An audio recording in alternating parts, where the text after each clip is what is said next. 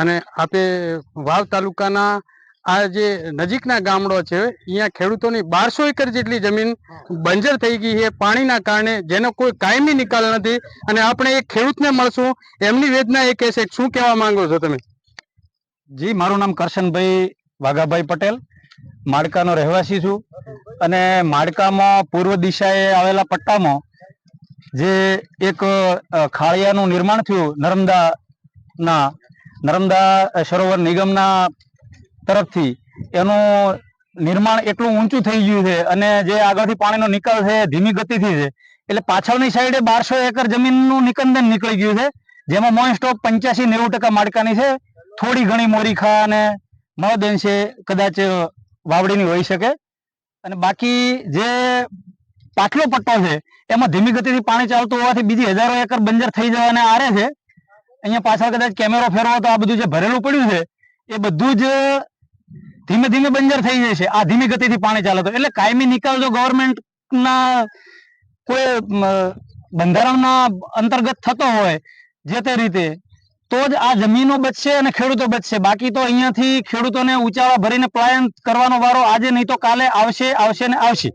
કરશનભાઈ, આ બાબતે તમે કોઈ દાડો રજૂઆત નર્મદા નિગમને કરેલી કે કેમ? નર્મદા નિગમને આની પહેલા રજૂઆત લેખિત કરેલી કે ભાઈ માડકાની જે માઇનોર 1 છે એમાં 100 થી 150 મીટરના 2 સાયફનની જરૂર છે. મારી વાત ધ્યાનથી સાંભળજો મિત્રોને, જે દર્શકો સાંભળતા હોય આ મંચના માધ્યમથી, મીડિયાના માધ્યમથી કહેવા માંગુ કે 2 સાયફનની જરૂર છે. પણ ગામમાં કદાચ વાલા બેવલાની કોઈ નીતિ આવે અને એક વખત 1 સાયફનનું એ લોકોનું પ્લાનિંગ હતું, પણ જે તે પ્લાનિંગ હતું એ જેમ દોઢ ગામમાં કોઈ રાજકીય રીતે ઉપરના હિસાબ ભાગે મુકાઈ ગયું એવી રીતે ઉપરના ભાગે મુકાય એવું હતું, એટલે રદ થયું અને થયેલ નથી. પણ 2 સાયફનની જરૂર છે. 2 સાયફન 100 થી 150 મીટરના હોય તો સ્પીડી પાણી નીકળે અને જ્યાં ખેડૂતોના જે 5-6 ખેતરોમાં ચાલતું હોય, 5-6 જગ્યાએથી નિકાલ થતો હોય, એ જગ્યાએ ખેડૂતો સ્વયં પોતાની રીતે નિકાલ કરે અને થોડું કંઈક ગવર્મેન્ટ પોતે ધ્યાન દોરે અને આનો કાયમી નિકાલ થશે તો જ ખેડૂતોની જમીન બચશે અને ખેડૂતો બચશે.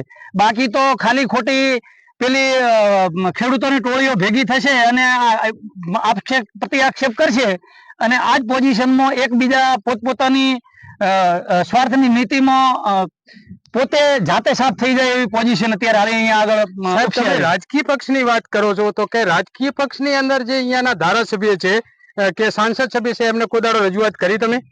જ્યારે જ્ઞાનીબેન ધારાસભ્ય હતા અને જે તે 2 વર્ષ પહેલા, ત્યારે એમને પણ રજૂઆત કરી હતી અને અહીંનું વહીવટી કામ ખાસું બધું એવું લાગતું હતું કે શંકરભાઈ ઇન્વોલ્વ થાય તો થઈ શકે. તો અત્યારે હાલ જે મહામંત્રી, પૂર્વ મહામંત્રી ભૂરાભાઈ અત્યારે આપણા માર્કેટ યાર્ડના તેઓ ઉપચેરમેન છે, એમની સાથે અને અન્ય 20 મિત્રોની સાથે શંકરભાઈની ઓફિસમાં જઈને અમે લેખિત અને મૌખિક રજૂઆત કરેલી.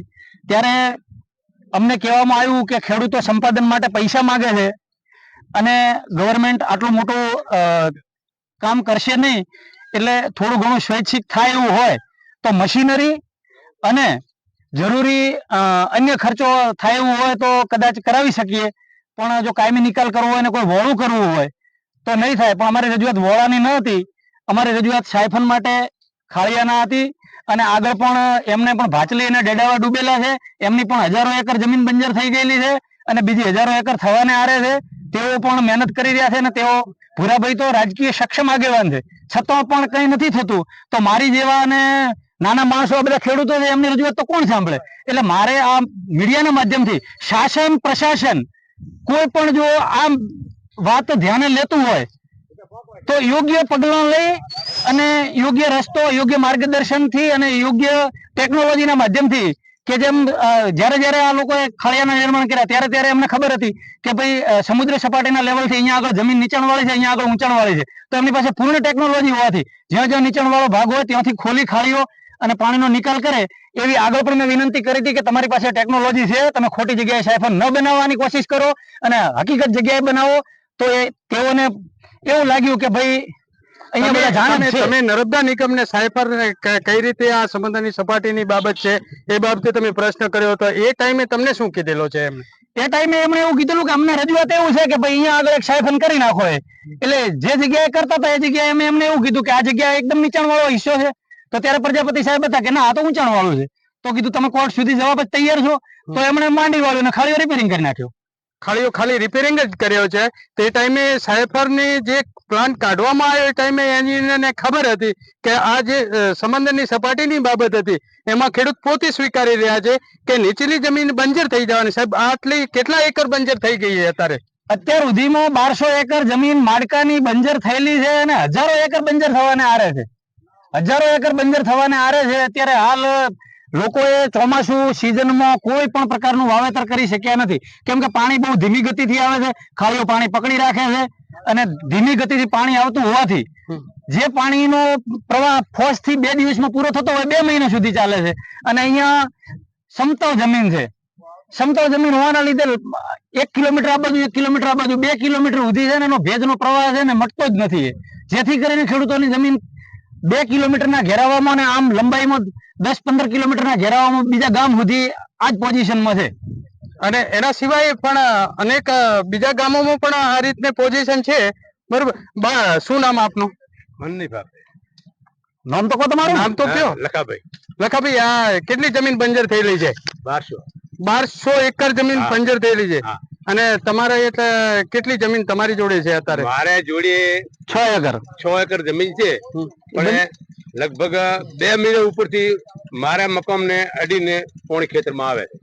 અને હવે સાહેબ બીજું તમને એક બીજો પ્રશ્ન કરશું કે ગામની અંદર વસ્તી માર્કાની કેટલી, વાવડીની કેટલી અને અનેક ગામ કેટલા પ્રભાવિત થયા રહ્યા?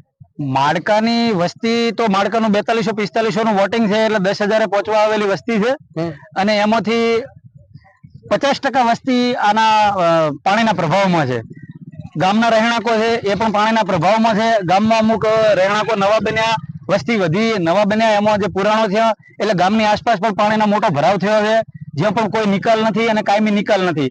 જેથી કરીને વારંવાર લોકો ના પરિવારો વધતા જાય અને ગામની બાજુમાંથી જ પાણીનો નિકાલ હતો, ત્યાં આગળ વસ્તી મકાન બનાવતી જાય એટલે ખેડૂતોના એકબીજાના આક્ષેપો છે કે એક બાજુ સાહેબને દબાણે રાખેલી છે એટલે બીજી બાજુ પાણી નીકળે. એ બાબતે તમે શું કહેશો?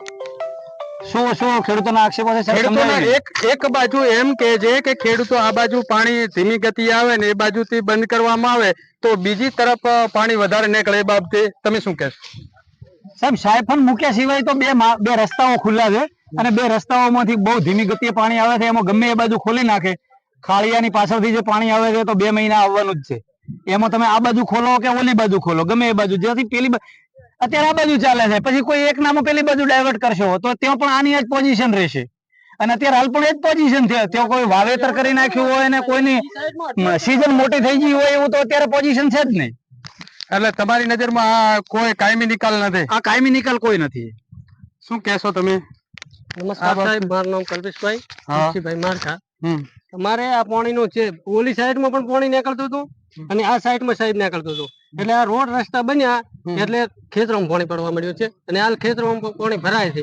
એટલે આ પાણી બાબતને સાહેબ અમારે આ નિકાલ કરી દેવા અમે વિનંતી કરવાની. આ રોડ જે નીકળ્યો, આ જે રોડ નીકળ્યો એમાં એને સાઈડો કમ્પ્લીટ કરી છે? હા, કરી દે સાહેબ. સાઈડો કમ્પ્લીટ કરી છે. માર્ગ મકાન પંચાયત નો રોડ છે અને ગામથી ગામને જોડતો રોડ છે. તો એ બાબતે રોડ જયારે કામ ચાલુ હતું તમે એમનો કોઈ વાંધો વચકો કે કોઈ અરજી બરજી કરેલી? હા સાહેબ, અરજી બીજી કરેલી છે. હાલ કામ ચાલુ હતું. ઘરનાળો મેલલ છે, આજે વાવડી થી માર્કા રસ્તો છે, નાળો મેળવામાં આવ્યો નહીં અને રસ્તો નેસો હતો એમાં અધર લેવામાં આવ્યો છે. સાહેબ સાઈડ ની અંદર પાણી હાલ ક્ષેત્રની અંદર પડે છે પણ. એટલે એક માર્ગ મકાન પંચાયત નો એક રોડ બનેલો છે અને એમાં કોઈ કાયમી નિકાલ માટે નાળા બીજા મૂકેલા નથી. અને એક આપણી સાથે બીજા ખેડૂત અને સક્ષમ લાગ્યા છે. શું કહેશો આ નાળા મૂકવાની બાબતે? મારું નામ ચૌધરી ધનજીભાઈ. અને જે આ નાળા મૂકવાનો વાત કરે છે, આ પાણી રસ્તાની અંદર ચાલતું હતું. રસ્તો ઊંડો કેનાલ જેવો હતો, એની જગ્યાએ રોડ ઉપર બનાવી દેવામાં આવ્યો. એને લીધે પાછળ ખેડૂતોને તકલીફ પડે છે. પણ અમારી માંગણી એવી છે કે નાળો તો કોઈ ખેડૂત જેનામાં પાણી ના જાય એ તો જવા દેવાનો નથી, પણ 2 બાજુ ગટર ખુલ્લી કરવામાં આવે.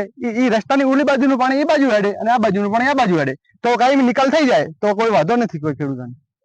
તો આમાં એક નવી પણ પ્રશ્ન ઉભો થયો છે કે નાણાંની બાબત, એક આ બાજુથી આ બાજુનો પ્રશ્ન ઉભો થયો છે અને છતાં પણ ખેડૂતોની નારાજગી તો હજુ પણ છે. દાદા તમે ખેડૂત છો? તમારા કેટલી જમીન છે તમારી જોડે? મારા જોડે 3 હેક્ટર છે સાહેબ. 3 હેક્ટર જમીન છે. તમારા ખેતરમાં પાણી કેટલી જગ્યાએ ભરાયેલો છે? મારા ખેતરમાં સાહેબ 2 અઢી 3 બોટા 3 બહુટોવા પાણી ભરાયેલો છે.